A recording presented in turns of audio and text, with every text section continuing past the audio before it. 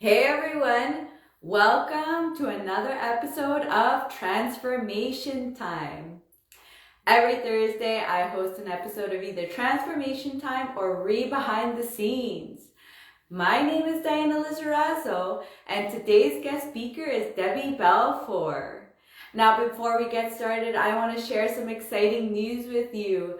I have a social networking platform that is for the real estate investing industry. If you're an investor, if you're a mentor, or you're a professional, this is where you want to be.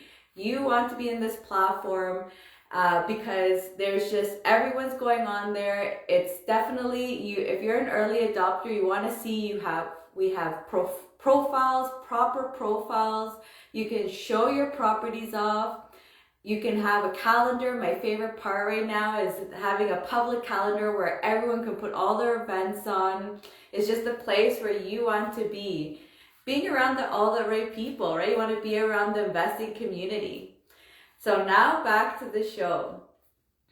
On Transformation Time, our guest speakers are real estate investors, and they're here to help you by sharing their personal development journeys and the mindset shifts they've gone through. So we'll get to hear about how they've gone to where they are now and where they're going, what changes are they making right now to get to that big goal that they're after.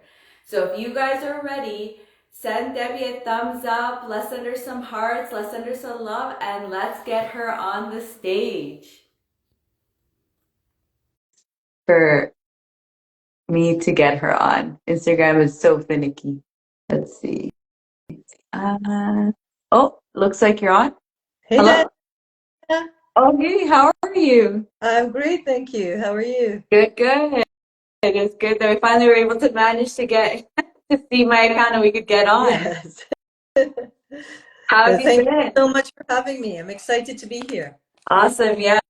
It's great to hear. I love actually even your story and everything. But before we get started, let's just tell the viewers a little bit about yourself. What is your real estate journey like? What is your real estate what kind of a real estate investor are you? How long have you been in it? Anything you'd love to share about Awesome. yourself? So, so my name's Debbie Balfour, and I started in real estate investing 4 years ago. But the seed was planted many years ago when I was young. It just took a little while to germinate.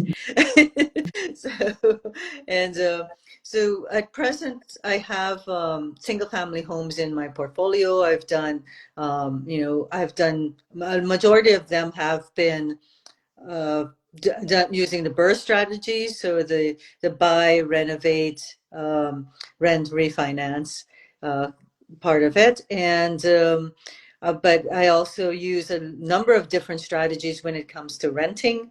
So they're buy and hold. So, but I've got a long term.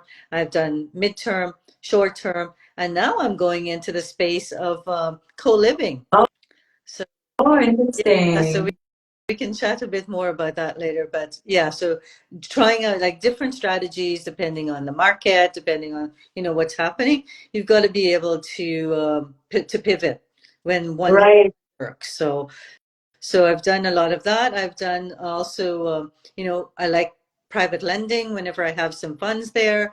I definitely invested like my RSPs, my registered funds are being invested as much as the government will let me invest in real estate. So that's being invested there. And at one point I was a financial JV partner, and I am most of I've got like 5 properties under my own, using my own funding, but I do have another property in Calgary that's a joint venture partnership that a friend of mine said, I want to make money while I sleep. Mhm. So okay, let's do it together. And so we have one there. So that's so far what I've been doing in real estate investing, but I'm hitting a new phase in real estate investing where I'm back to being a novice, and I'm starting to do land development. So we're going through due diligence right now. So if that goes well, then, in April, early April or late March, I can then really announce it officially. But I'm excited to, even going through the due diligence and what we have to do there is learning a big learning curve. So, but I'm up for. That's amazing. And one of the things that I think you just already said that I think are so pivotal and what really helps investors is, like you said, like you have to be able to adapt and pivot because a lot of people, for example, will stay stuck, let's say, with one type of strategy and it doesn't work in every type of environment. And you will have to change or pivot or, I mean, I don't know, wait until that phase has gone, but definitely if you're a full-time investor, that probably won't work out very well. You need to have some money coming Yeah, in. I mean, So I you don't want to be looking, you don't want to bury your head in the sand and think, oh, I'll just stick it out. And, you want to be able to pivot. So, I mean, for example, my pivot right now is being driven because uh, BC has announced no short-term rentals unless it's your primary residence. So I had four of my properties as short-term. Well, at the time, some of them, like one of them was midterm, like 30 days plus. But now BC has recoined, they've redefined what short-term rental is, and they're saying it's anything less than 90 days is being considered short-term rental. So one I've sold, and it's closing at the end of this month. It's one of my condos that has, it's got equity in it. So I'm like, let's redeploy it right now. Mhm. Uh, and then the two of them, I'm doing the co-living. So co-living is, I know it's a better name than rooming house because it's not big enough to be a rooming house. So it has 3 bedrooms. So I did for this particular property, I tried selling it. People aren't biting as a furnished rental because it was an Airbnb. Um, then I tried also renting it out, like posting it for long-term rental, furnished, nothing there. But then I've just early last month or mid last month I started, okay, I'm going to try this co-living thing. You won't believe how many inquiries I have that I'm like turning people down, and I'm not answering some of them because right away from the information they give me, they're not the right fits. But it's a bit of work. I feel like a matchmaker because you've got to write, like put the right age groups, the right genders, the right personalities in there. So it takes a bit more work, Mhm. but it is another way of doing it. And obviously this market needs it with the amount of inquiries that I'm getting. And people are telling me there's barely anybody, advertising room rentals. And it's just too expensive here for rent for people to rent a 1 bedroom apartment or something like that. So, Mhm. they can, And what city is it? so this is in Penticton. Yeah. But the one thing again, great that you're emphasizing again is that you didn't give up, right? You just kept on, okay, this strategy is not working. What's the next one? This one didn't work. What's the next one?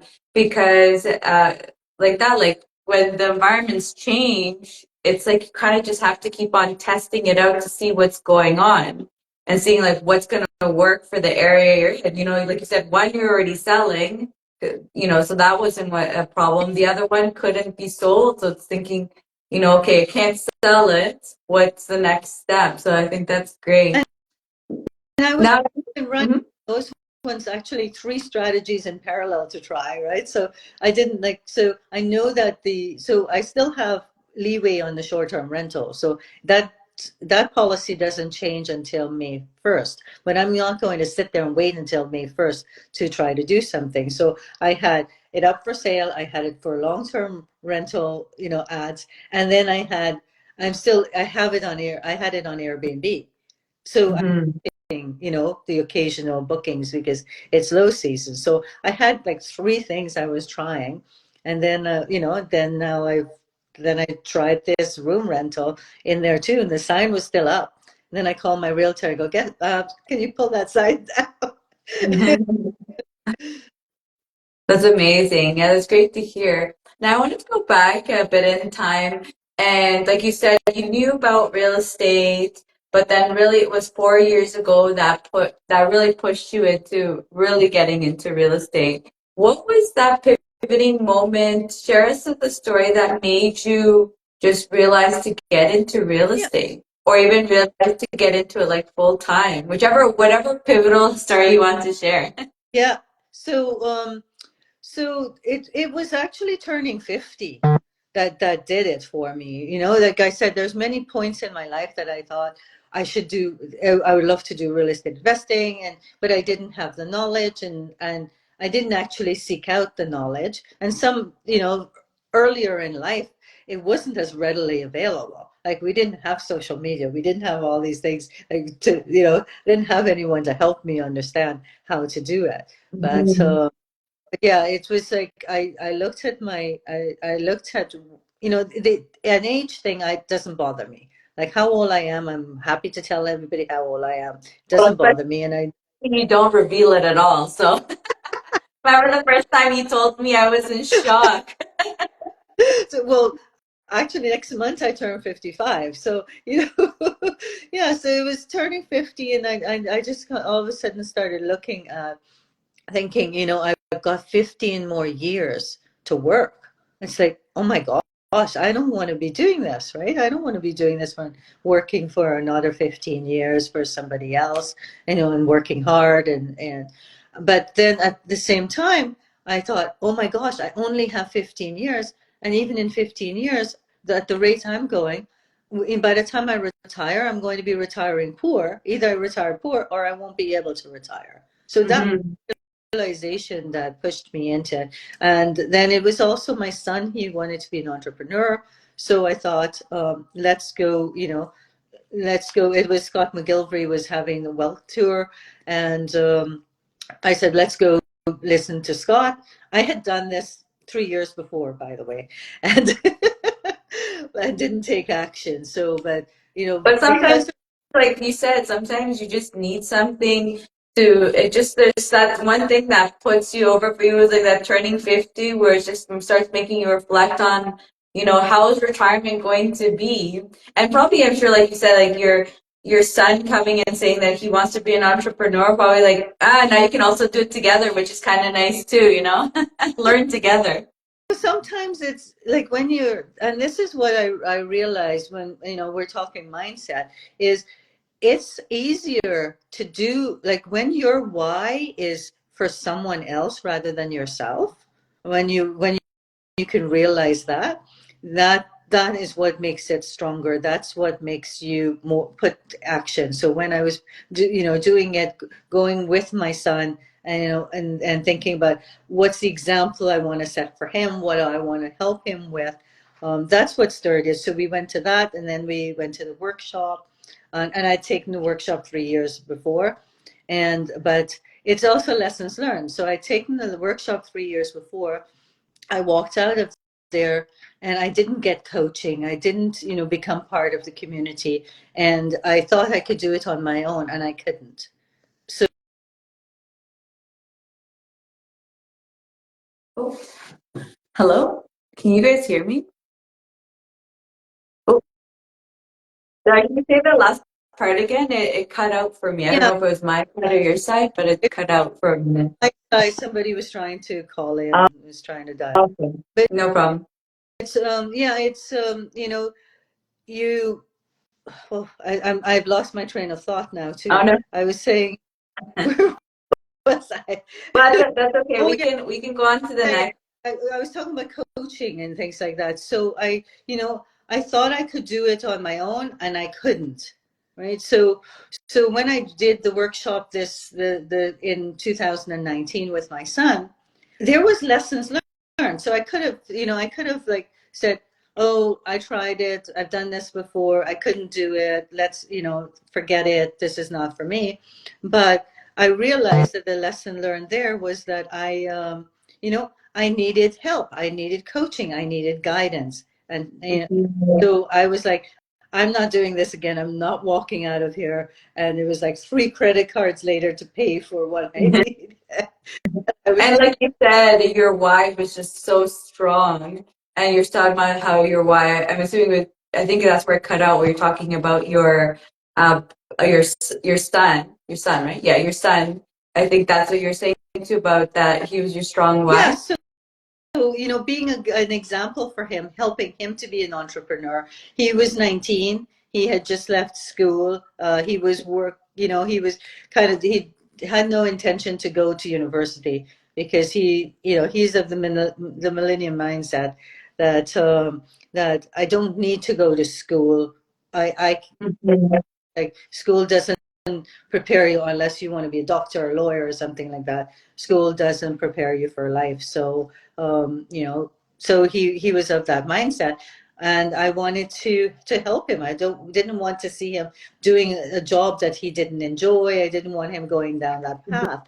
So yeah, so that helped, and to be that example, and we started as partners in that, but then he realized real estate investing from an active perspective was not what he wanted to do. He's now a very famous influencer. So So at least he found his path, and I mean that's what it is for all of us, is finding that right path that gets us to what it is that we want. Especially I feel like as you're young, when you're young, you don't really know what you want yeah, to do. And so you kind of have to test a lot of different waters to finally figure out what is your calling.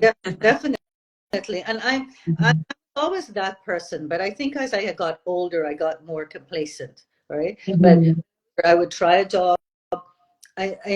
Stay for a year, whatever, and go, this isn't for me, but I got transferable skills. I try something else. I would do different things. So my CV, if I was to put everything I did on there, would look like a book, right? So, Mhm. so I've worked Yeah. on And cruise. actually, speaking about your transferable skills, that leads nicely into my next question of um, what skills did you come with that helped you to further yourself in the real estate investing industry? So so I've worked in IT for 25 years, and played different hats in there. So for a long time I was a business analyst, well, senior business systems analyst. Anyways, the skills is business analysis on there and project management, because a lot of times as a business analyst you also took on smaller project management roles. So I had, that behind me that would help me. As a business analyst and a project manager, you have to see the big picture and then be able to break it down to the details, right? Mm-hmm. So those were skills. So, being able to analyze deals, being able to look at doing things in a better way. So I was also um, a process improvement lead. If anyone knows what, like, lean process improvement thing, it was adapted by, it was used through with Toyota. Toyota was the first ones to coin it. It was Toyota production system, right? But Mm-hmm. those skills. So looking at processes, I also coaching. Right. So I did a lot of transformational projects where I had to not only help improve the processes, but I had to train people on the new processes, help them to adapt. Like, so as a change manager. So all those skills I found very useful in real estate investing, because the being able to look at a property and being able to say, "Well, what can I do with this?" Or, like we are talking about, just being able to think of different strategies. Risk management is one of those things. What could go wrong, and how can you control? Can you control it, eliminate it, or put a plan in place if it does happen, that you're going to execute on? So all of those skills have been very important, and set those foundations for things that, for real estate investing. But the one thing I want to say is that, and this is going like back to mindset, is around business ownership mindset. And it was a lessons learned for me, because I didn't immediately um, think about what I did in my corporate job and apply my business.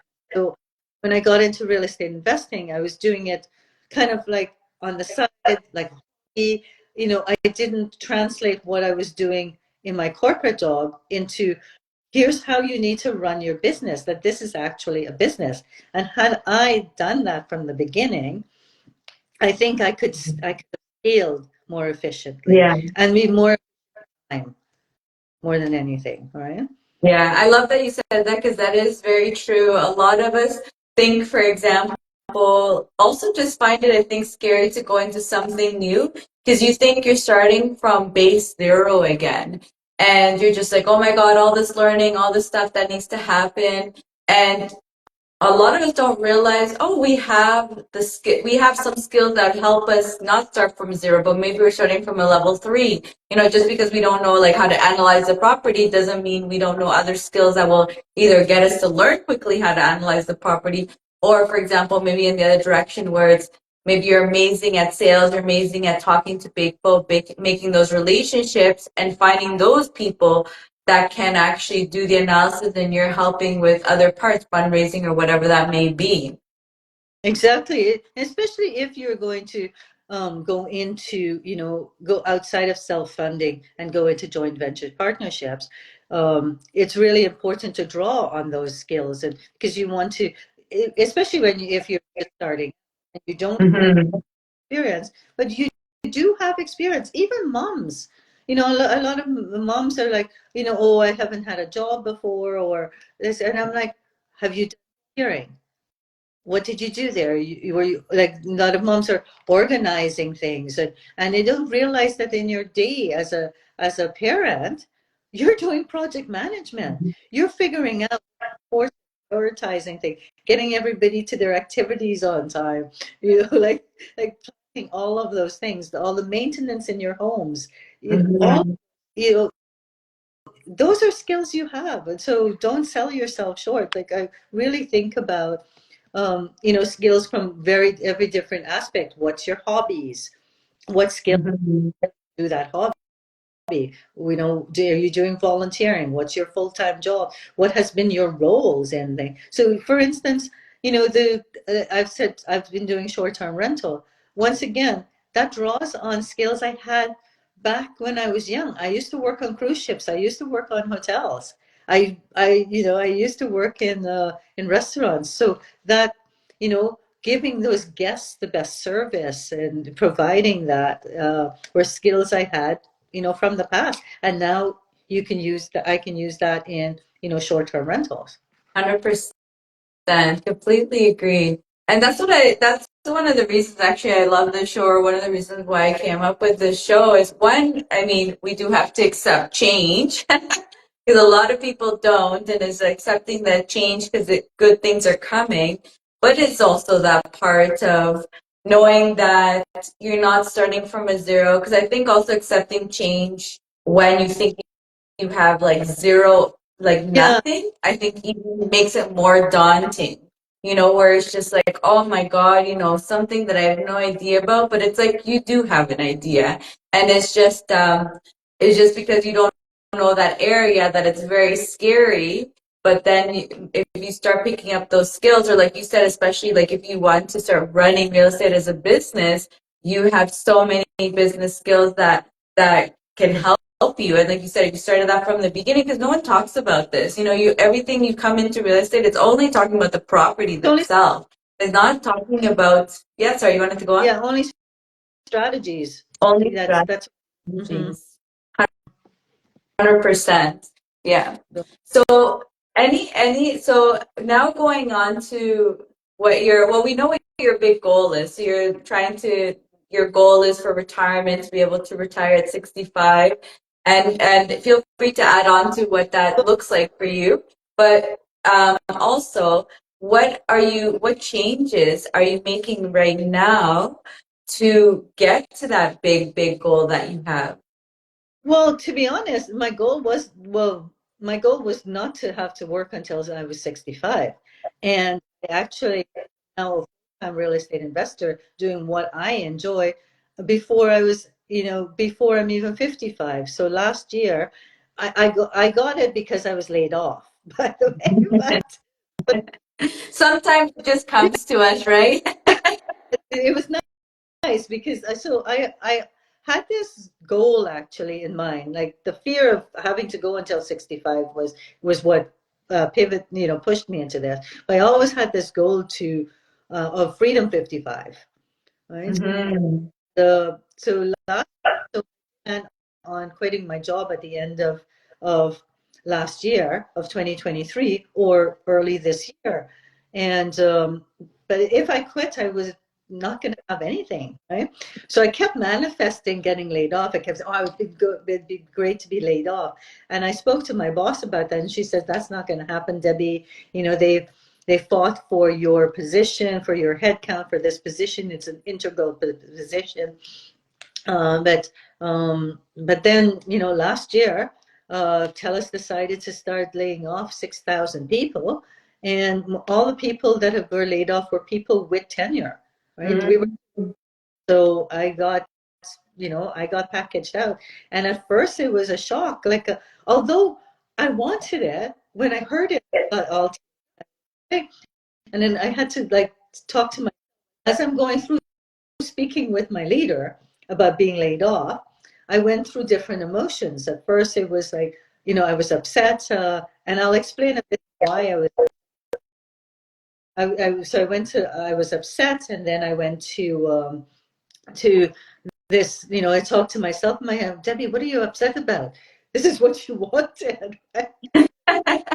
And it's actually that, right? It's the Yeah, change. Like just because we want it, those fears still come up yeah. and will try to keep you back to where you are. Because it was a sense of like that job was a sense I thought that the job was security. A lot of things I thought last year was a I thought was security was so another mindset stuff, that thing that I would like to talk about is, and this last year was a really difficult year for me, and I could have just shriveled up and just let everything overwhelm me and everything just say it's the end of the world for me, or I could move forward and say this is just change, this is and just keep moving. So last year, in it's actually 9 months, it was 9 months yesterday, it happened on Mother's Day. I lost my house in a fire, and we lost everything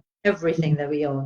I was able to save some pictures, but that's about it, right? So with homeless, like, It's so without my home. definitely a scary situation to be a part of in so many different ways.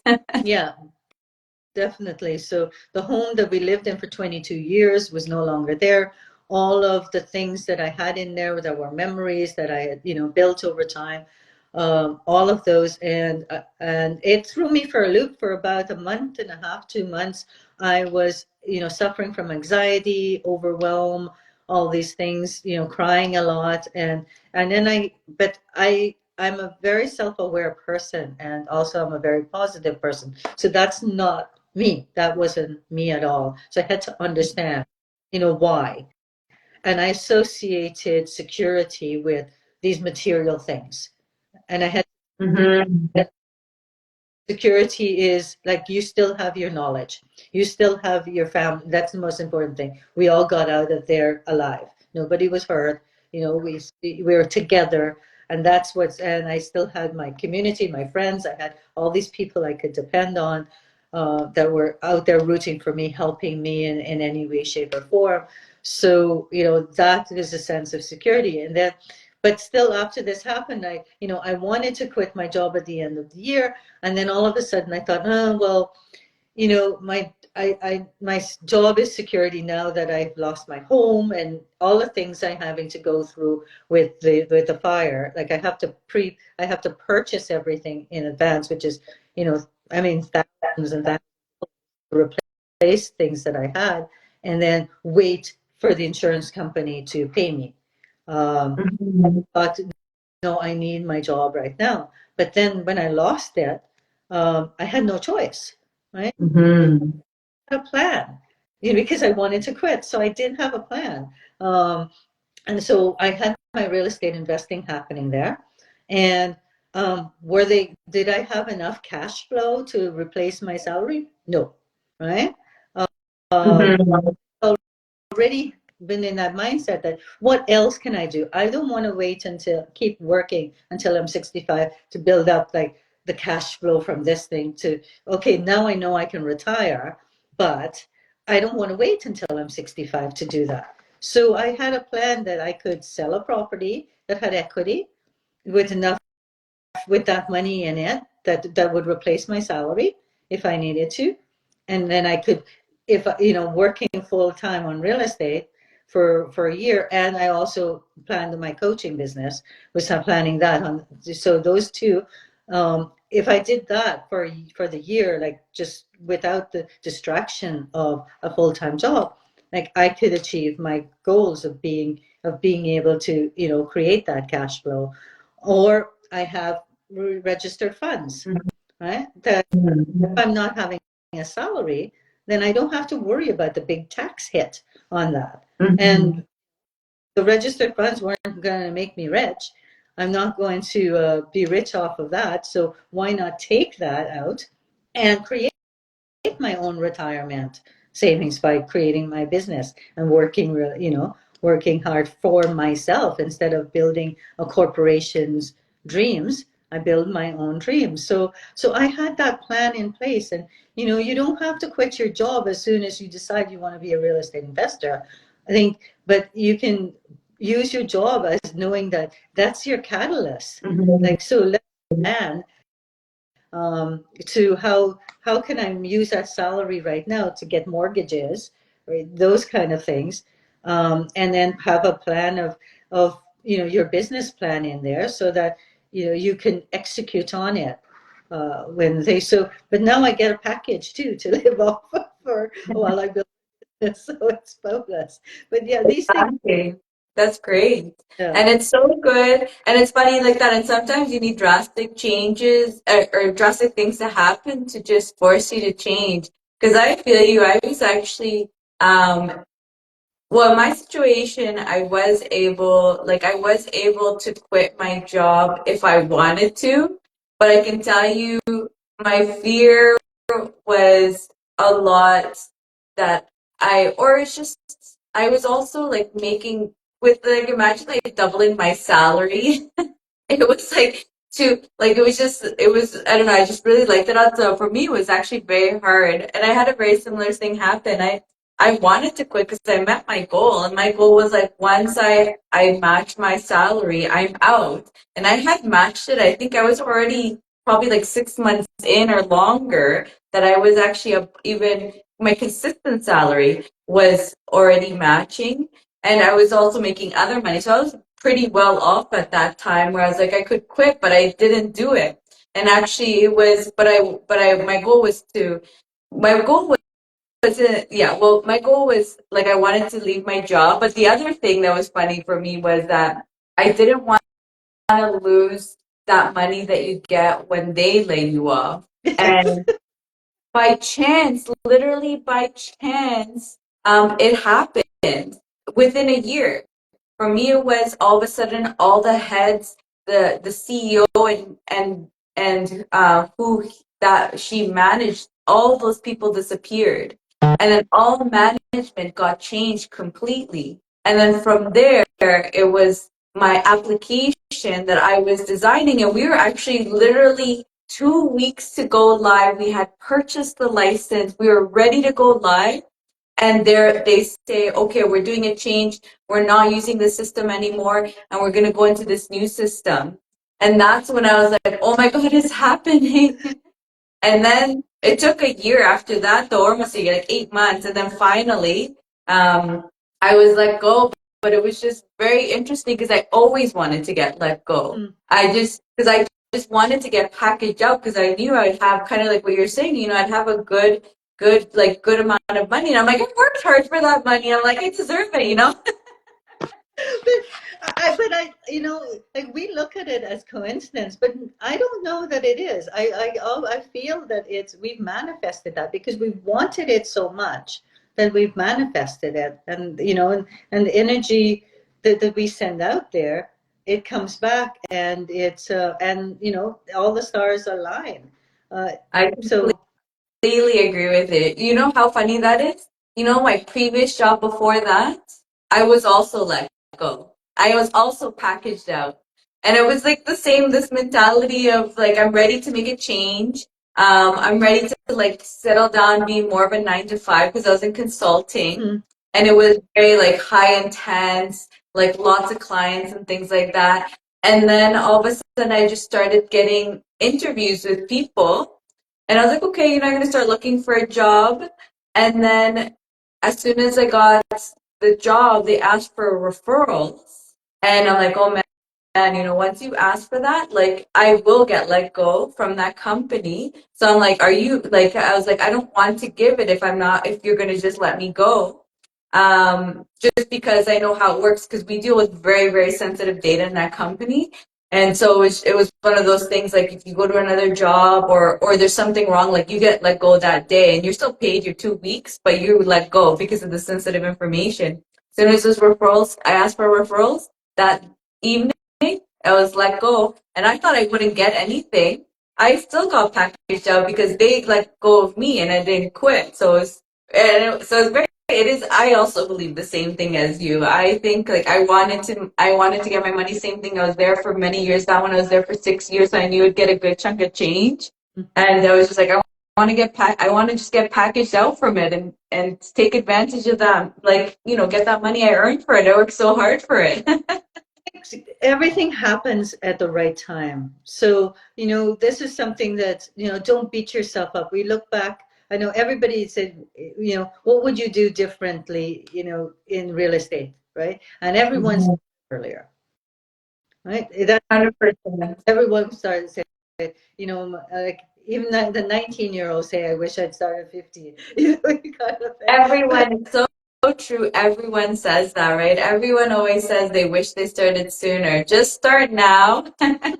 Because also, which I think basically another thing I wanted to allude to that you were basically telling us was that you had your goal at 55, but it came sooner. It came And soon. actually, for me, it was the same thing. I had a 10-year plan of quitting my job, and it happened within under 3 years. I was so in shock. So it's just like once the plan is out there, you're working towards it. Either you make it in that time, or you make it within a shorter time because you just when you know what you want and you're there working towards it, like things happen and they get done. Make your And one plan. way or another. Plan, put it out there. It's something I realized. So in, I think it's 2022. Yeah, I think in 2022, I took Bob Proctor's Thinking into Results course in program. And it was like voodoo. No, I don't know about it, but it was like it was like woo woo kind of thing because as soon as within a month of me taking that course and working with my coach on that and changing my mindset and opening myself up to opportunities and just setting bigger goals and yeah, anyone, you don't have to take Bob Proctor's course today. If you just read Think and Grow Rich, which is based off of, um, within a month of that, all these opportunities started coming to me, and Mhm. it was like, how is that possible? Like all these, like I wanted to be a coach, and I started say, this is my thing, and then I got approached. I didn't reach out to someone. Someone that had a coaching program reached out to me and said, Debbie, would you like to coach? And the same, like there were some other things that happened at that time. Oh, land development. I found a partner to do work on land development. Now it's now coming to fruition now, but we were building that. I started building that muscle there, but I started finding these opportunities, and I think that until I opened my mind, those opportunities were all there, but I didn't put it out into the universe. I didn't tell people that it would be an interest of mine because I was too scared. I'm not experienced enough as yet. Those limiting mindset things. Exactly. Exactly. Once you start believing, basically, right? That's what you're saying. Once you started putting out there that right person that makes sense for you, I also believe in all that. I think I wouldn't be, to be honest, where I am if it weren't for believing in myself and taking the actions and just, like you said, putting it out there. Yeah, but So much fun to chat with you. Any final words before we get on? just that, really that be be very like keep that positive mindset, because that's what helped me through change. uh Keep that goal in mind and your why. You create that strong why. That's not just about you. I think for all of us, we're here to help others. And so when we start looking at that why, at you know when I achieve my goal here, who is impacted by it? How does my children's life change? How does my parents' life change? How does my community lives change? Like what's all the benefits of that? That becomes that strong why that keeps you going. And be open to change. I've always been a change agent because I'm a change manager. But when change actually was forced on me in what seemed like bad situations, right? I had to learn to adapt, right? And Mhm. look at it in positive. And it did throw me for a loop for a while there. Yeah. But you came out in the like you came out well, which is amazing because of your positive mindset, which is so important. Debbie, thank you so much for coming on. If you love what you heard from Debbie, then you can definitely follow her. She'll be tagged on here. Another thing, if you go into ReFam, you'll also find her profile on there. You can see what type of mentor she is, what type of investor she is, and you can definitely get to know Debbie a lot more. Debbie, thank you so much for coming on. My pleasure. Thank you for having me, Diane. Awesome. Take care. See everyone in the next episode. Bye, everyone. Bye, Debbie.